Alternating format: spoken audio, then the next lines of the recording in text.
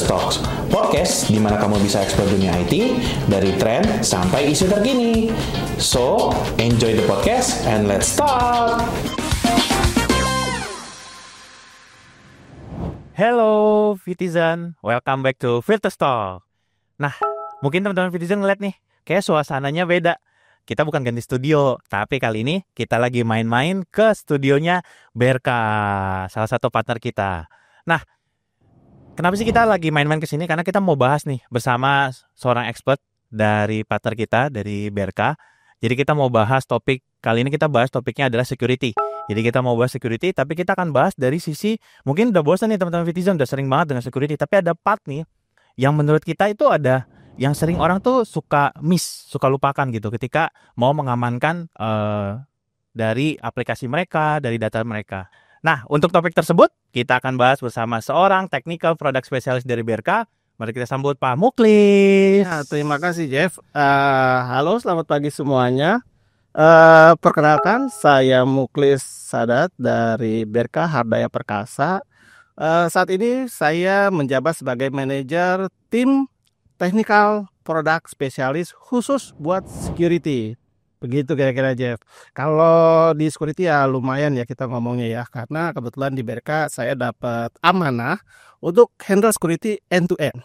Security-nya end-to-end, Pak? End-to-end. Jadi kita bicara semua security. Seperti itu. Oke. Nah, tadi kan saya sudah sempat briefing. Jadi kalau di kita itu nyebut teman-teman kita Vitizen. Jadi kalau Pak Muklis mau nyebut gitu atau sesuatu bisa panggil kita Vitizen. Oke, Vitizen ya. Vitizen, temannya netizen. Siap.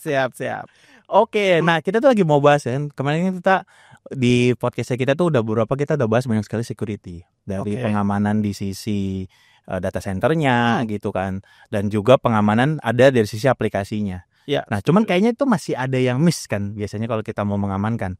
Ada salah satu poin yang menurut saya tuh salah satu yang miss tuh kadang orang suka melupakan dari sisi endpoint-nya kadang. Ya, saya sepakat sekali.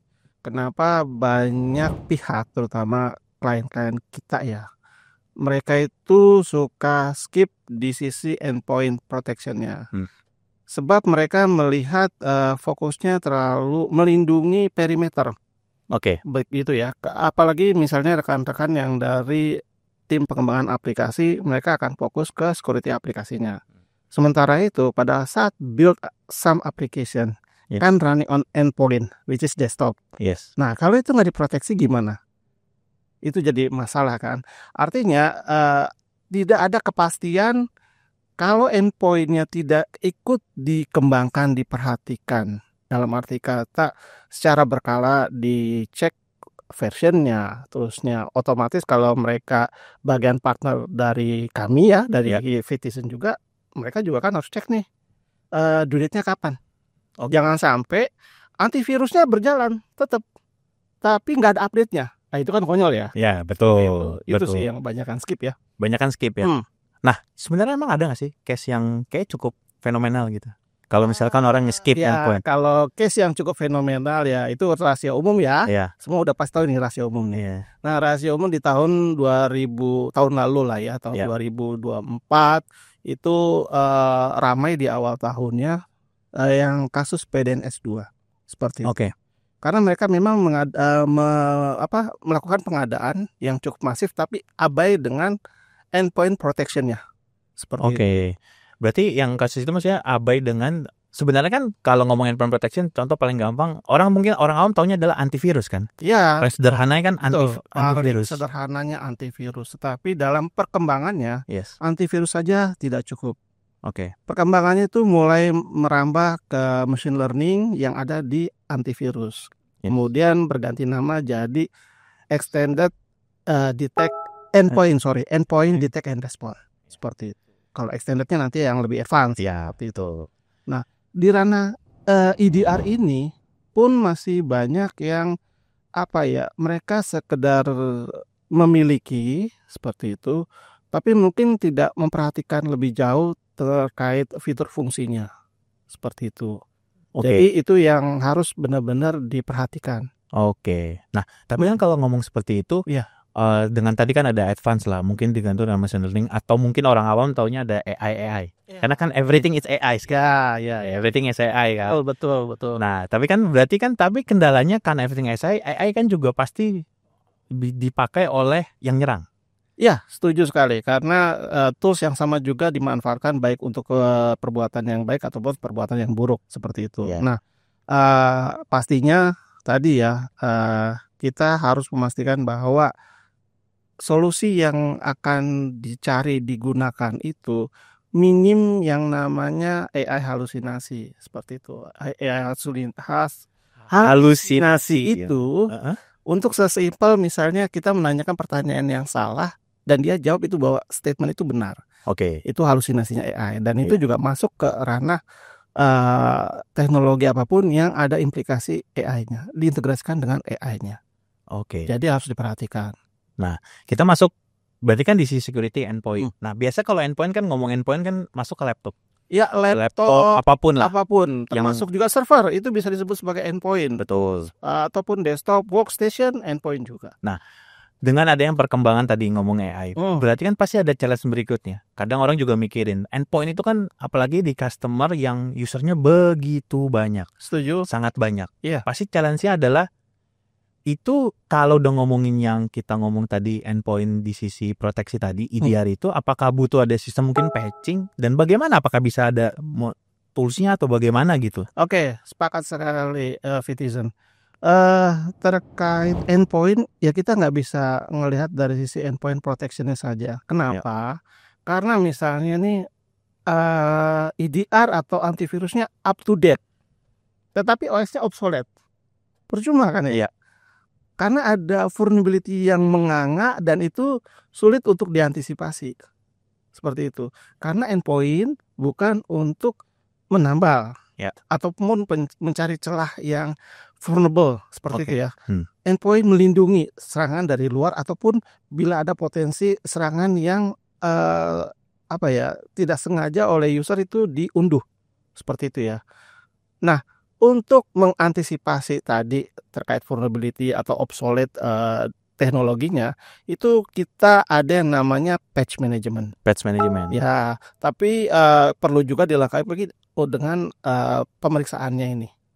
Artinya si version terakhir patching ini terrecognize nggak gitu. Karena kan yang dikhawatirkan begini, kalau kita pakai manual, bukan pakai sistem. Orang kan download aja, terusnya ngeklik, dianggapnya patch. Padahal itu bisa jadi malware. Betul. Bisa jadi kalau misalkan kayak terima, itu kan sering celah ya. Jadi misalkan kita tiba-tiba terima email. Betul. Disebutnya, patching untuk ini. Sama persis. Kan. Orang main klik aja gitu kan. Karena kebanyakan end user memang kan literasi teknologinya juga terbatas. Betul. Dan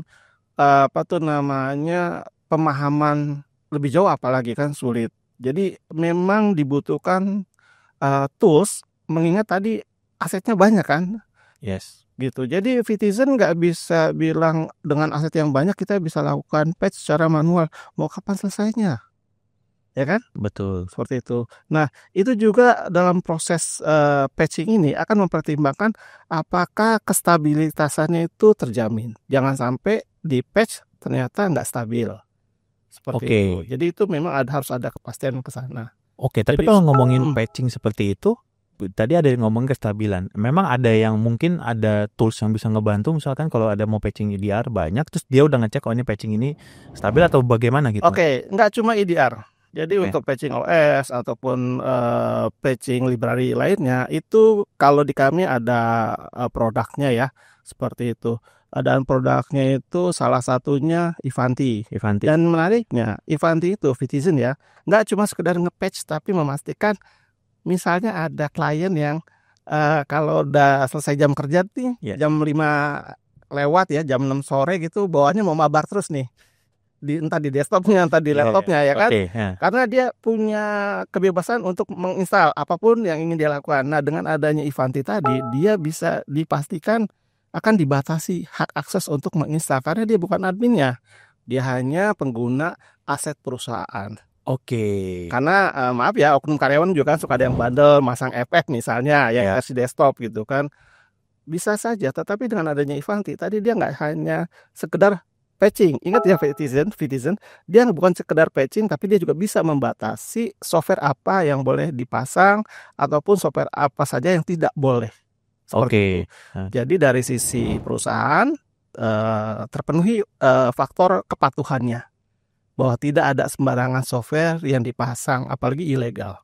Oke. Itu menarik ya Citizen. Oke, berarti tadi yang produk tadi yang Ivanti tadi itu juga berarti dia tadi kan mungkin sebatas hanya patching tapi sebenarnya dia juga ada bisa bantu proteksi dong. Betul, bisa bantu. Ya, bisa bantu sekali. Security-nya dua-duanya, baik dari membatasi yang ilegal software untuk perusahaan ataupun membantu proses patching secara masif. Kalau mungkin asetnya 10, 20, 30 device mungkin masih bisa manual. Tapi kalau kita bicara 200 aset. Ya 200 aset. Bahkan ada yang remote mungkin. Ada yang remote. Remote area gitu. Betul. Itu gimana painfulnya. Karena kalau remote area, teman-teman yang ada di lokasi di luar Jawa katakanlah ya. Mereka juga kan belum punya literasi terkait bagaimana upgrade atau patchingnya.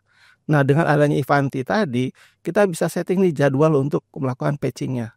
Seperti itu. Oke, jadi kan nggak perlu repot ya. Nggak perlu tim IT datang, disuruh kirim ke sana, datang cuma buat ngeklik tuh. Ya itu tahun 2000 awal kan. 2000 awal ya. Awal yang internet juga masih terbatas ya.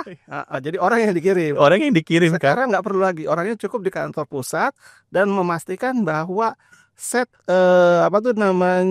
database atau aset yang dia miliki, sekumpulan aset yang dia miliki, itu dia bisa mengukur sejauh mana yang berhasil di patching dan berapa lagi yang belum. Oke. Seperti itu. Oke, berarti sebenarnya menarik sih. Tadi kan ada proteksi di sisi perangkatnya, istilahnya itu dari sisi endpointnya kan. Betul, lalu bagaimana patching, tapi dari sisi produk tadi yang Ivanti pun tidak hanya patching, tapi juga bisa kayak membatasi apa yang install segala macam. Betul sekali. Tapi kan kalau yang Ivanti belum mungkin dari sisi apa yang diinstal apakah mengandung malware atau enggak, makanya perlu dilengkapi dengan endpoint tadi ya. Dengan endpoint tadi memastikan bahwa apa yang ada di dalam aset tersebut, entah itu notebook, desktop, workstation ataupun server, itu nanti akan dipastikan kalau memang ada software yang berbahaya atau malicious software. Yang kita singkat malware ya, Citizen. Begitu. Oke. Nah, menarik. Nah, itu udah 2. Nah, tapi kan sebenarnya pasti ada kendala lagi ketika berikutnya. Saya udah punya sendiri. Itu kan tapi berarti dashboard sendiri itu. Iya, betul. Sendiri. Ya, setuju. Terus nanti ada patching sendiri, dashboardnya sendiri gitu kan. Nah, gimana maksudnya gini? Gimana untuk mengkolaborasinya? Ada nggak sih yang kayak tools yang bisa kayak ya udah saya tinggal ngecek di situ, saya bisa ngelihat juga langsung semuanya terintegrasi, ada mungkin dengan atau apa gitu kira-kira gitu untuk konsolidasinya gitu. Pertanyaan bagus buat Citizen semua ya. Untuk mengakomodir hal tersebut di BRK itu ada solusi yang namanya SolarWinds. SolarWinds ada security event manager, ada itu buat security-nya. Terusnya juga ada security server config management untuk memastikan konfigurasi dari server. Ada juga dari networknya. Network performance-nya ada, terusnya network configuration management ada. Kenapa butuh network configuration management? Paling tidak ada backup konfigurasi. Once someone change the config kan kita confuse. Ini aslinya kayak gimana? Kita cukup push dari SolarWinds NCM. Oke. Itu. Jadi enggak pusing lagi ini perangkatnya ada di mana. Ya kecuali kalau dia off ya. Itu memang kita harus physically ke sana ngecek problemnya apa. Tetapi selama dia settle hidup beroperasional normal dan ada changes, itu bisa kita cek lewat SolarWinds NCM. Oke.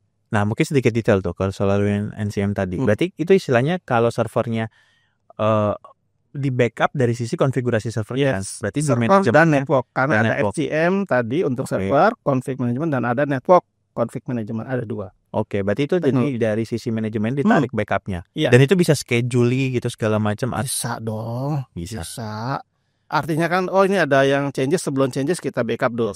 Seperti itu. Once konfigurasi yang baru itu di-deploy, dilihat tidak ada anomali, ya kita create backup juga. Oke, once ada isu, kita coba restore lagi. Seperti itu. Oke. Nah, tapi itu kalau untuk yang dengan tadi kita bahas sebelumnya, bisa terintegrasi dengan yang misalnya Ivanti atau dengan EDR. Mungkin EDR yang salah satu EDR yang mungkin Virtus juga bawa dan juga collab sama Berkan ada Sophos Ya, misalkan ya dan betul itu. sekali, Sophos. Nanti kan kalau untuk kolaborasinya dari sisi SCM-nya ya, SEM-nya, sorry bukan SCM, SEM-nya. SEM-nya dari Oke. SEM-nya. Untuk melihat apakah ada isu nih di endpoint-nya. Once Sophos mendetek adanya anomali atau malware, dia bisa raising flag untuk dideteksi ke SEM SolarWinds-nya. Nah dari situ dari dashboard-nya, entah itu tim security terkait yang memang ada atau memang baru 1-2 orang yang diminta untuk handle, Ya. itu bisa merecognize adanya anomali seperti itu dari sisi SolarWinds-nya, tanpa kita harus repot-repot ke masing-masing konsolnya. Ya, Tuh. bentuknya ini silo kan, ini ada konsol EDR, Ya, ada betul. konsol Ivanti. Dilihat dari sana bisa. Oh, jadi kayak istilahnya diintegrasikan oleh SolarWinds, SEM. Jadi dia integrasikan semua segala Yes. macam gitu. Menarik sih. Itu juga kayaknya banyak sekali yang kayaknya kalau di market dari pengalaman Bapak sendiri kayaknya ada nggak sih yang maksudnya mikirin atau ini masih ya ini kesempatan nih. Nah ini challenge-nya. Jadi mindset-nya kan masih ke bawah security infrastruktur atau kita bicarakan perimeter. Yes. Dan security ini sebenarnya bukan barang baru, tetapi pengimplementasiannya itu terbatas. Hanya di organisasi-organisasi yang besar yang dituntut untuk memenuhi kepatuhan. Oke. Jadi bisa dibilang sebarannya itu tidak rata untuk security. Dan bahkan bisa dibilang kita kan udah punya ini itu buat apa lagi sih? Nah itu yang jadi pain point kami ya, untuk memberitahukan bahwa security itu tidak cukup dengan apa yang sudah dimiliki perusahaan, karena kadang-kadang mereka nggak punya patch management. Oh iya. Seperti itu. Buat apa patch management? Aman kok. Tapi di balik itu adminnya kan jungkir balik ya. Betul. Seperti itu. Betul. Karena kan sebenarnya kalau bisa di riset sebenarnya kan salah satu jalan masuk itu orang selalu mikir kalau di perusahaan ya, organisasi atau perusahaan. Ya. Jalan masuk itu mikir selalu dari data center. Ya. Dari pokoknya yang internet luas, masuk ke servernya dihack. Betul. Tapi dia selalu lupa bahwa sebenarnya jalan masuk paling istilahnya kalau mungkin pakai cara itu adalah dari sisi endpoint. Betul. Jadi kan pegawai-pegawai. Iya. Jadi kan karyawan-karyawannya kan. Ya, betul sekali. Nih Vitizen harus ingat baik-baik ya. Teman-teman IT security biasanya sudah memberikan perlindungan di sekitarnya atau surroundingnya. Begitu ya. Jadi mereka sudah meminimalkan serangan dari luar. Dan itu terbukti dari riset yang banyak yang kita bisa cari ya. Kebanyakan serangan itu bukan dari luar, tapi lewat ordal. Nah, ini lewat ordal nih, hati-hati. Kenapa? Karena ada vulnerability di aset milik ordal tadi. Karyawan ini, orang dalam ini, punya aset, mau nge-patch, dia ogah-ogahan. Nggak ada solusi otomatisasinya. Otomatis ada celah untuk diserang. Celahnya ini yang dimanipulasi. Entah dia masuk lewat email untuk di-download, atau lewat browser yang ada link berbahayanya, dan itu dilakukan tanpa sadar. Ya, Vitizen ingat, buat rekan-rekan ordal yang komputernya memang terbatas sekali, coba pastikan endpoint-nya sudah up to date atau belum. Seperti itu ya. Kalau masih default, pakai Sophos, masih bisa diamankan. Ya, jangan pakai yang default. Usahakan jangan pakai yang default karena udah kejadian. Betul, banyak ya. Sebenarnya ada. Bisa dicari sih ya teman-teman Vitizen ya. Betul. Nah, kalau Vitizen udah aware bahwa kita butuh EDR seperti itu karena ada AI-nya, ada machine learning-nya. Sophos juga menyediakan solusi tersebut. Kalau memang sudah ada endpoint-nya, perlu dipastikan lagi nih Vitizen, ada patch management nggak? Jangan kalian menzolimi admin, kasihan admin. Betul sekali, betul. Dia ngurusin server, ngurusin apalagi endpoint juga harus. Kadang-kadang ngerangkap jadi software developer. Kan? Ini kalau ada celah yang bolong ya, yang kasihan kan yang maaf ya yang kemarin kena efek judol ya. Ya kan itu painful ya. Tiba-tiba nempel di websitenya judol. Kan dia nggak ngurusin judol doang. Betul. Itu sebabnya harus ada endpoint either di servernya, di workstation-nya, di notebook-nya. Seperti itu. Dan kalau boleh saya sarankan ya, Sophos juga memiliki fitur-fitur yang nggak kalah dengan produk-produk endpoint protection lainnya atau EDR lainnya. Seperti itu. Jadi nggak ada alasan lagi nih, endpoint protection mahal. Nggak ada. Nggak usah Sebenarnya- takut. Sebenarnya kalau dihitung ya, Hmm. masalah tadi mahal atau enggak investasi, kalau dihitung kan sebenarnya kan berarti kan ya tinggal dihitung aja, sebenarnya efeknya kan jauh lebih. Ini menarik nih. Iya kan? Ya. Nih, Fitizen ingat. Kalau kalian bilang itu mahal, katakanlah setahun membutuhkan biaya 2 juta. Kalau kalian kena malware, ruginya berapa? 2 juta. Kan enggak. Jauh. Lebih dari 2 juta dan jauh dari angka itu. Lebih-lebih sekarang ada undang-undang pelindungan data pribadi. Iya. Lah, kalau di endpoint-nya ada data pribadi, Iya, bisa diusut. ambil. Ya, bisa diambil lalu ketahuan bocornya dari organisasi tersebut Betul, malah. dari device tersebut yang dipegang rekan-rekan, itu kan lebih berbahaya. Yes, betul. Setuju. Seperti itu. Jadi paling dasar sekali endpoint protection itu mutlak. Dan yang nggak kalah penting untuk menjamin Terupdate lah istilahnya. ya up to date-nya software ataupun aplikasi ataupun operating sistemnya, tadi ada Ivanti. Dibantu di sana dan juga dibatasi. Nggak cuma melakukan patching secara otomatis, tetapi juga bisa membatasi software mana yang boleh dipasang dan mana yang tidak boleh. Gitu. Dengan sendirinya kalau dia mau coba-coba masang ya nggak akan bisa karena Iya. tidak legit dari aturan perusahaan. Ya, karena udah ada polisinya yang di istilahnya kayak ada Boleh, boleh tidak apa, boleh yang ya, dipasang. yang dipasang gitu kan. Lalu jadi kayak dari walaupun ada istilahnya kan biasanya suka tuh kita browsing gitu. Terus ada tiba-tiba download ini. Ya. Nggak butuh. Biasa kalau customer itu kadang kalau kita sebagai karyawan karena wah downloadnya lama nih, muncul nih misalnya download ini kalau ingin lebih cepat. Betul sekali. Padahal itu hanya iming-iming, Fitizen. Jangan mudah percaya. Biasalah kalau penjahat melakukan iming-iming seperti itu. Dan satu lagi Fitizen, ada endpoint protection atau EDR-nya dari Sophos, patch manajemennya dari Ivanti. Untuk melihat secara keseluruhan ekosistem secara holistik itu tadi ada SolarWinds. Ya. Begitu. Terutama untuk security-nya ada security event management dari SolarWinds, dan untuk yang lainnya ada NPM, network performance monitoring, network configuration management ataupun server configuration management. Yes, berarti istilahnya bisa all in lah. Istilahnya. Betul sekali. Jadi satu dashboard juga bisa ngeliatin semua dilengkapi tadi. Ya, perlindungan di sisi endpoint, Terus bagaimana setup, ya. support endpointnya tadi dengan patching tadi, Betul, patch manajemennya. patch manajemennya. Nah, obrolan kita udah banyak nih Pak. Kita redain dulu. Nah, kita main game nih. Kita ada True or False nih. Waduh. Nah, ini pertanyaan pertama, sederhana aja. Ya. Tanpa patching yang rutin, endpoint security dan monitoring jadi kurang maksimal. True or false? True. True. Ya. Berarti patching itu benar-benar harus rutin sebenarnya. Iya, malware-nya soalnya udah banyak banget. Ya, apalagi malware sekarang udah ada AI itu kan. Betul. Udah lebih pintar ya. Betul. Telat nge-patch gimana ceritanya? Iya Ya kan? Bahaya banget. Oke. Kita sekarang siang, ya kan? Mungkin di sana malam. Pas kita tidur malam, dia nyerang lagi. Jadi ya kan? karena beda waktu juga. Beda waktu. Beda jeda Dia waktu. nyari kelemahan kita di mana saat kita lelah, kita capek, kita tidur, diserang kita. Seperti itu. Oke, berarti Ya. true ya. Berarti patching juga benar harus rutin. Rutin. Oke, berikutnya. Patching hanya perlu dilakukan pada perangkat yang paling sering digunakan aja. False ya. Semua perangkat itu harus di-patch secara berkala. Karena banyak sekali serangan yang sekarang pernah dengar zero day vulnerability. Itu fatal banget. Jadi kalau hanya yang buat yang sering saja, nanti entry point-nya lewat yang nggak pernah di-patch.